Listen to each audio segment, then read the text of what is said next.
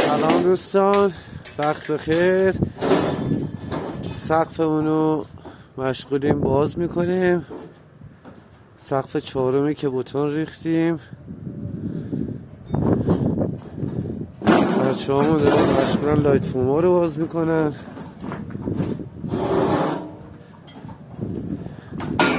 این دوستمون هم دارن پله رو باز میکنن.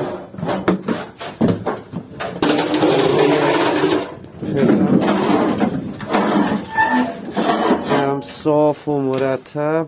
استاد جواد خسته نباشی. دوستمون هم داره سقف باز میکنه و اینکه این کار بغل دستمون هم که آویزامون رو بستیم. آویزامون بسته شده و مشغولیم پله اون سمت رو میزنیم. میخوایم اون پله‌مون اونجا کار کنیم و منتظر تیرچه هامونیم که تیرچه هامون برسه.